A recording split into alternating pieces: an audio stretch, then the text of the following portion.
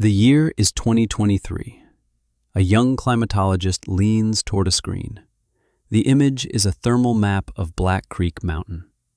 Most of it glows a sickly red, a feverish orange, the color of bare rock and dry soil baking in the August sun.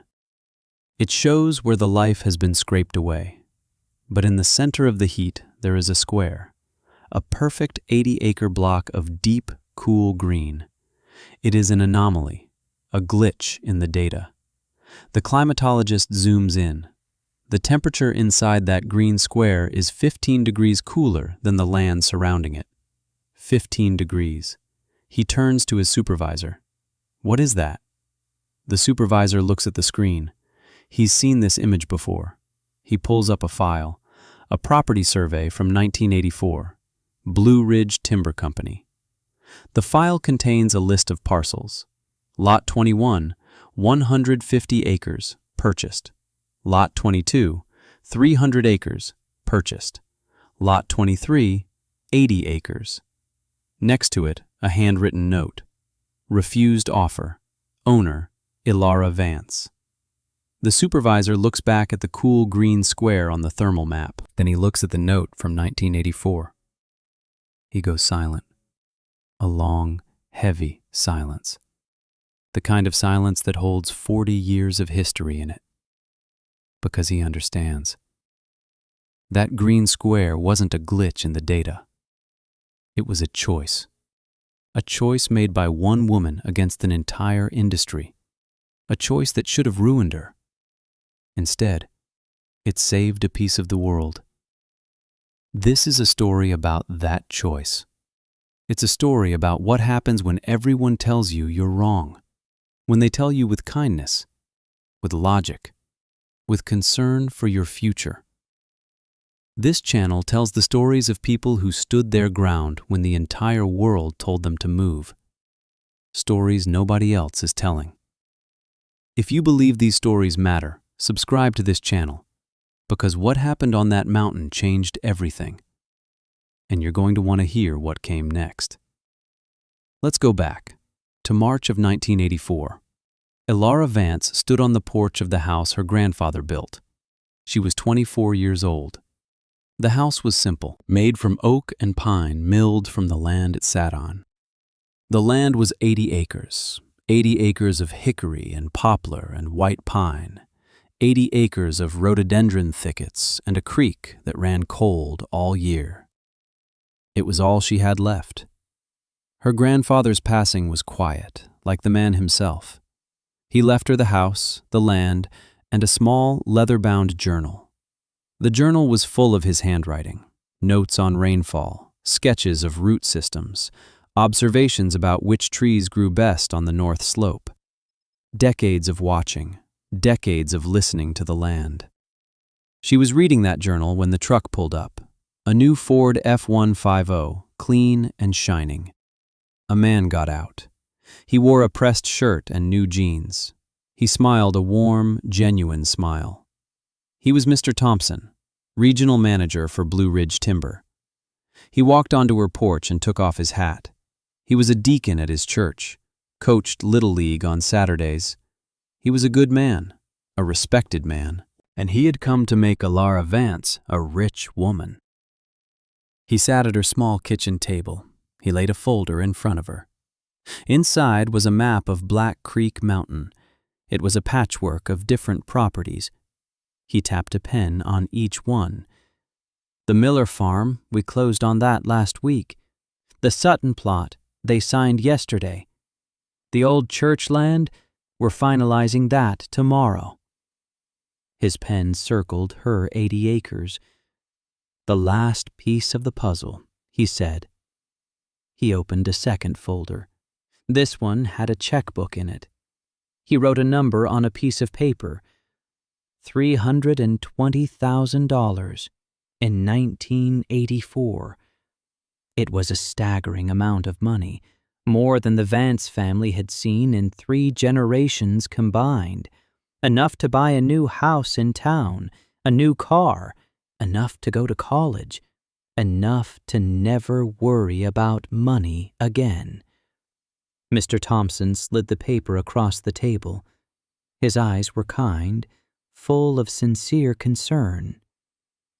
"Alara," he said, and he used her first name like an uncle would. This is a once-in-a-generation opportunity.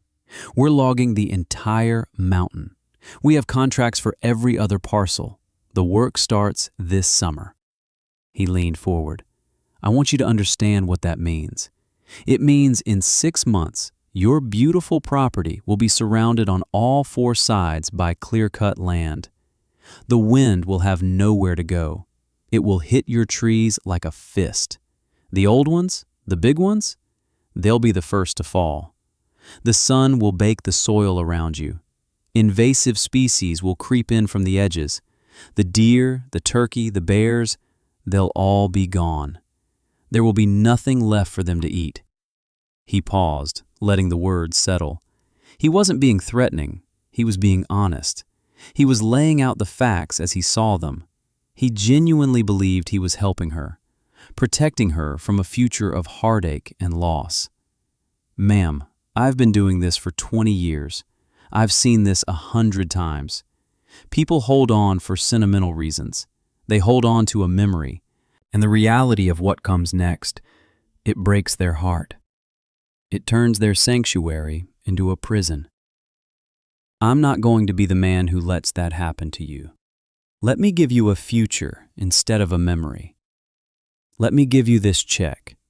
He slid his pen next to the contract. "All you have to do is sign." Alara looked at the number. She thought of the leaky roof, the old truck that barely started, the winter heating bills. She could solve every problem she had with one signature. She looked out the window at the forest her grandfather had tended his whole life. She looked down at the journal in her lap. She opened it to a random page, her grandfather's familiar script. "A forest is a clock that tells its own time. You don't wind it, you just listen." She closed the journal. She looked at Mr. Thompson. Her voice was quiet, but it was steady. "Thank you for the offer, sir.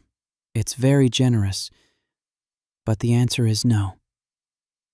Mr. Thompson blinked. He wasn't used to hearing that word. He smiled, a little tighter this time. "Now, Alara, let's be practical. This isn't about sentiment. This is about sound financial planning.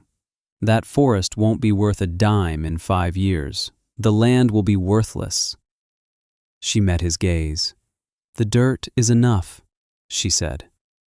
He didn't understand. He sighed, a patient, fatherly sound. He truly felt sorry for her. He saw a young woman, clouded by grief, making a terrible mistake. "The offer stands for 30 days, he said. He put his card on the table. "Call me when you've had time to think it over." He stood up and put on his hat. He believed he would get that call. He was certain of it. Certainty, not cruelty, is the most dangerous thing in the world. It's the certainty of good people that can do the most harm, because you cannot fight it with anger. You can only disprove it, and disproving it takes a lifetime. Have you ever been told you couldn't do something? Not by an enemy, but by a friend, by someone who genuinely believed they were protecting you from failure. Someone who laid out all the logical reasons why you were destined to fail. And for a moment, you almost believed them. Tell me about it in the comments below. Because what Alara Vance did next was not a fight. It was an act of faith. And it would take 40 years to see it through. That night, Alara sat with her grandfather's journal. She read it from cover to cover. It wasn't a diary of feelings. It was a ledger of life. A record of the forest's slow, steady pulse. He wrote about the chestnut blight of the 30s, how it took the giants, how the forest healed itself, how the poplars and oaks filled the gaps in the canopy. He wrote about the drought of '54, how the deep-rooted hickories survived while the shallow-rooted maples suffered. He didn't write about conquering nature. He wrote about listening to it. He had a system. He called it weeding the garden. Every year he would walk the 80 acres. He would mark the weak trees, the ones struggling for light, the ones damaged by ice storms, the ones infested with insects. He would cut them down himself, with a cross-cut saw and an axe. He used the wood for heating, for fence posts, for repairs. He never took the strong ones, never the healthiest. His philosophy was simple. Give the best trees more room to grow. Let the sunlight reach the forest floor. Encourage new growth. It was the opposite of what Blue Ridge Timber did. They took the best and left the rest. They took the profit and left the problems. Her grandfather took the problems and left the profit to grow. A forest is a clock that tells its own time. You don't wind it, you just listen. Ilara closed the journal. She knew what she had to do. She wasn't going to just hold on. She was going to continue his work. The first saws started that summer. A low, angry hum on the horizon. It started on the West Ridge, 5 miles away, but the sound carried. It became the soundtrack to her life. Her neighbors packed up.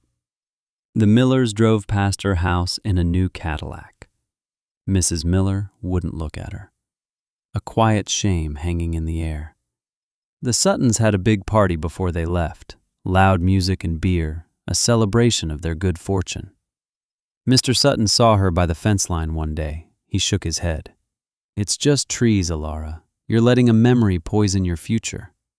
He was just repeating what Mr. Thompson had told him. The words sounded reasonable. They sounded smart. By September, the logging crews were on the property next to hers. The sound was no longer a hum. It was a roar, the scream of chainsaws, the crash of ancient trees hitting the ground, the beep, beep, beep of heavy machinery in reverse. Every crash felt like a physical blow. She learned to sleep with pillows over her head. She worked in the forest all day. She followed her grandfather's maps. She found the trees he had marked as weak. She learned to use a chainsaw. It was heavy, awkward work. But her body grew strong. Her hands grew calloused. She was weeding the garden while the world around her was being bulldozed. One day, a logger from the crew walked over to her property line. He was a young man, not much older than her. He watched her for a while. She was limbing a small, crooked pine she had just felled. "Ma'am," he said, his voice hesitant, "you know we could take that down for you in about 30 seconds. For free." He was trying to be kind. She just shook her head. "This one needed to come down. The others need the light." The logger looked confused. He looked at her small pine. Then he looked at the massive stacks of prime timber his crew was hauling out. He didn't understand. He shrugged and walked away. To him, a tree was a product. To her, a tree was a citizen of a nation, and she was its caretaker. By 1986, the logging was done. The silence that followed was worse than the noise. It was a dead silence, an empty silence. Black Creek Mountain was gone. In its place was a wasteland of stumps and mud. A raw, red wound on the face of the earth. Mr. Thompson had been right about the wind. The first winter storm was brutal. The wind came screaming across the clear-cut land. It hit her 80 acres like a tidal wave. She laid in bed listening to the trees groan and sway. She heard a loud crack, then a heavy thud that shook the house. In the morning, she found it. A massive 100-year-old poplar uprooted, its roots torn from the earth.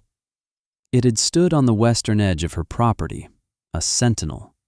Now, it was gone. Mr. Thompson's words came back to her. "The reality will break your heart." She stood there in the cold morning air, and she cried. She felt a flicker of doubt. Maybe they were all right. Maybe she was a fool, a sentimental girl clinging to a ghost. She walked back to the house. She opened the journal. She needed to hear her grandfather's voice. She found an entry from 1938, after the Great Hurricane. Lost a dozen good ones today. The wind is a hard teacher, but it also clears the way for new things. The light will find the floor now. Watch for the new saplings. They will be stronger. She closed the journal. Her grief turned into resolve. She spent the next week cutting up the fallen poplar. It was more wood than she could use in a year. She stacked it neatly. She went back to the spot where it had fallen. A huge patch of sky was now visible. Sunlight poured onto the forest floor, just as her grandfather had written. She cleared the ground. She made sure the soil was ready. The wind is a hard teacher, but it also clears the way for new things. She would wait. She would watch. She would listen. The years passed in a rhythm of seasons. 1988. The first rains came. On her land, the water soaked into the thick layer of leaves and humus. The creek ran clear and cold. On the clear-cut land, there was nothing to hold the water. It carved deep gullies in the red clay. The streams that fed the valley below ran thick and brown. The topsoil of Black Creek Mountain was washing away. 1990. The company, Blue Ridge Timber, did a replanting, as required by law. They planted rows and rows of loblolly pine, a fast-growing species good for pulpwood, a monoculture. It was a tree farm, not a forest. On Ilara's land, new life was stirring. In the clearing where the poplar had fallen, a dozen new saplings had sprouted: oak, hickory, maple, and poplar. The children of the fallen giant. They were reaching for the light. 1995. The loblolly pines on the clear-cut land were 10 feet tall, but the ecosystem was sterile. There was no undergrowth, no diversity. The deer that strayed onto the property found nothing to eat. On Ilara's 80 acres, the forest was more alive than ever. The birds had returned.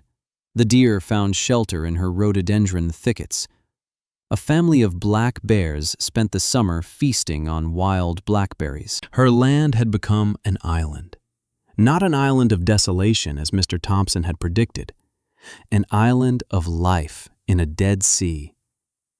The neighbors who had sold, they sometimes drove by. They saw her old truck in the driveway, the smoke curling from her chimney. They saw the dark, healthy green of her trees. And they saw their own land, scrubby pines and eroded hillsides. The money was mostly gone now, spent on things that broke or wore out. They never said anything to her, but she could feel them watching, the weight of their regret. The quiet witness is its own form of justice. Mr. Thompson retired in 1999. He moved to a small house down in the valley. From his porch, he could see Black Creek Mountain. He saw the ugly scar his company had left. And he saw the perfect, dark green square of Ilara Vance's land. He was a good man, a man who had tried to do the right thing. He had offered her a future. He had offered her security. He had been so certain he was right. That certainty had curdled into something else. A quiet, gnawing doubt. He had sold Ilara's neighbors a future, but it was a future of barren land and property that was now worth less than they had paid for it. He had clear-cut a mountain. He had made the company millions of dollars, but he had been wrong, fundamentally wrong, about the land, about the trees, about her. Proving someone wrong who thinks they're being kind is the loneliest fight there is. There is no satisfaction in it. only a quiet, heavy truth. In 2015, a new truck came up Alara's driveway. A brand new Ford F-150, just like the one 30 years before. This time, the man who got out was young. He wore an expensive suit and sunglasses. He was a developer. His name was Mark. He had bought all the old Blue Ridge timberland for pennies on the dollar, thousands of acres. His plan was a luxury development, Mountain View Estates. He had brochures, glossy pictures of mansions perched on hillsides. There was only one problem. The views weren't very good. The view was of scrub pine and eroded gullies. But from the edge of his property, you could see Alara's land. It looked like a national park, lush, majestic, ancient. That was the view he wanted to sell. He sat at her kitchen table, the same table where Mr. Thompson had sat.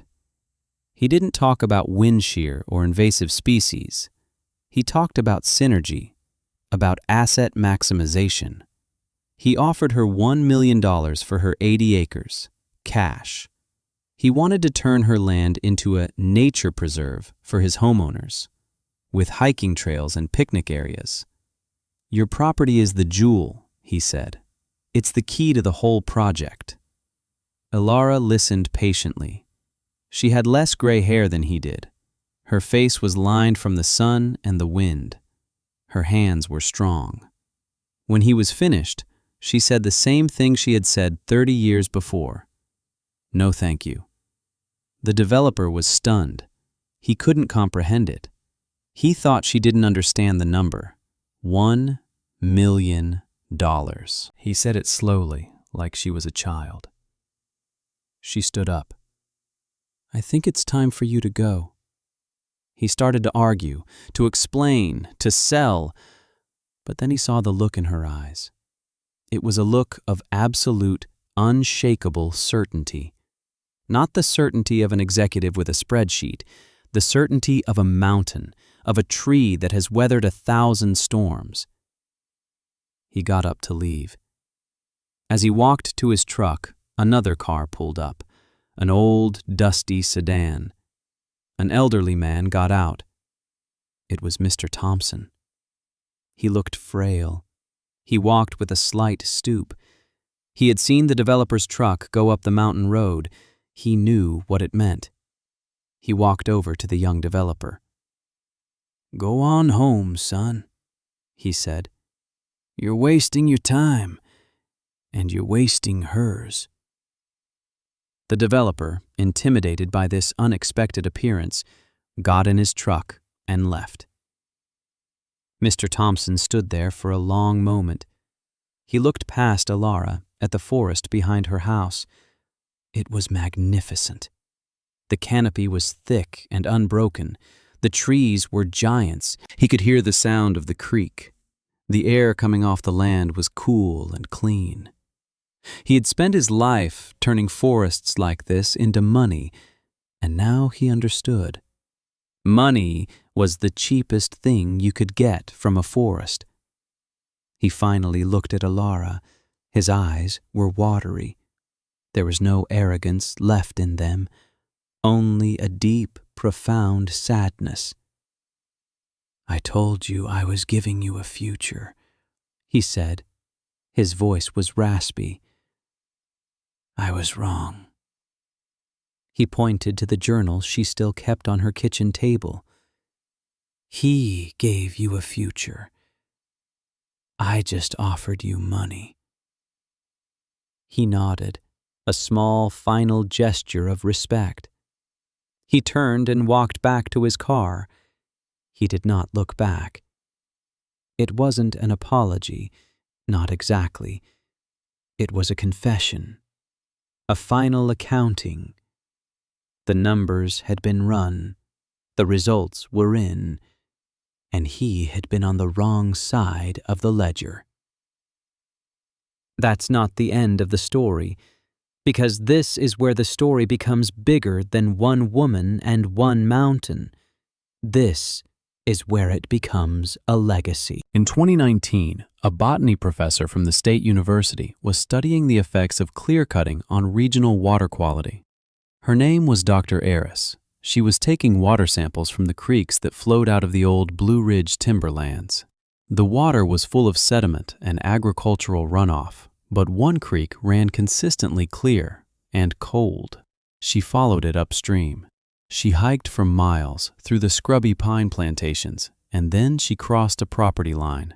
The change was immediate. The temperature dropped. The air grew moist. The light became dappled and green. She was standing in an old-growth forest, a climax ecosystem, healthy, diverse, and thriving. She thought she had stumbled into a forgotten corner of a state park. She checked her GPS. It was private property, 80 acres, owned by Alara Vance. Dr. Aris spent the next 2 years studying Alara's land, with Alara's quiet permission. What she found was extraordinary. The biodiversity was off the charts. She documented species of wildflowers and insects that were thought to be locally extinct. The soil was a deep, rich black, in some places several feet thick. It acted as a massive sponge, absorbing rainfall and releasing it slowly into the creek. Alara's 80 acres were a natural water filtration system for the entire valley. The Vance method, as Dr. Aris called it in her research papers, was a revelation. It wasn't passive conservation, it was active, intelligent partnership. Decades of careful weeding. Decades of removing the weak to empower the strong. It was forestry based on a timescale not of quarterly earnings, but of centuries. Her paper was published in a major scientific journal. Suddenly, Alara Vance was famous, in the quiet, academic way she could tolerate. Forestry students came to see the land. They walked with her through the trees. She didn't lecture them. She just pointed things out. See how the bark on that hickory is peeling? It's sick. It needs to come out. The oaks next to it will get more light. See how the water pools here after a rain?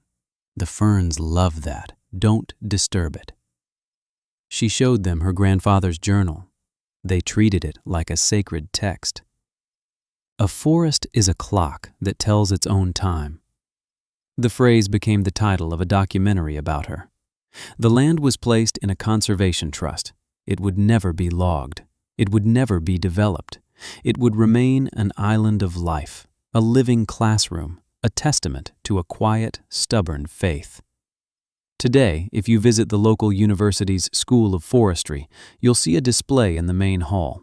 It's a cross-section of a massive tree trunk, a white oak. It fell in a storm a few years ago on Alara's land. It was over 200 years old. Next to it, under glass, is a small, leather-bound journal. It's open to a page with a hand-drawn map.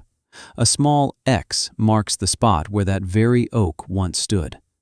A note is written beside it. The old man. He holds the sky up on this ridge. Sometimes Alara comes and stands there. She looks at the rings of the tree, each ring a year, a season of sun and a season of cold. She sees the narrow rings from the drought of '54. She sees the wide rings from the wet years of the '70s. The tree kept a record. It told its own story. Just like the forest, you just had to be quiet enough to listen. She sometimes touches the glass over the journal, her grandfather's handwriting, her family's legacy. It wasn't money. It wasn't property. It was a way of seeing the world, a wisdom that understood the difference between price and value. Mr. Thompson offered her the price of 80 acres. Her grandfather taught her the value of a forest. One is a number on a check. The other is a living, breathing system that sustains the world. The most dangerous limitation is the one imposed by someone who genuinely believes they are protecting you. Certainty about another person's capabilities, delivered with kindness, is more damaging than outright hostility. Because it cannot be fought with anger, it can only be disproven, with decades of quiet work, with a faith that runs deeper than logic, with a stubborn refusal to let someone else's vision of your future replace your own. Right now, somewhere in the world, a young person is being told what they can't do. They're being told to be practical, to be realistic, to take the money and run. They're being shown the spreadsheets, the data, the evidence that their dream is a foolish one. And that advice is coming from a good person, a kind person, a person who is certain they are right. This story is for them. The proof that sometimes the most impractical, sentimental, illogical choice is the only one that matters. The choice to listen to a quieter, older wisdom. The choice to tend your own garden even when the world around you is being paved over. The choice to believe that 80 acres is enough. If this story means something to you, share it with someone who needs to hear it, someone who is standing their ground, someone who is being told they're a fool. Let them know they are not alone. And subscribe for more stories of the quiet victors, the ones who prove that the long game is the only game worth playing. Thank you for listening.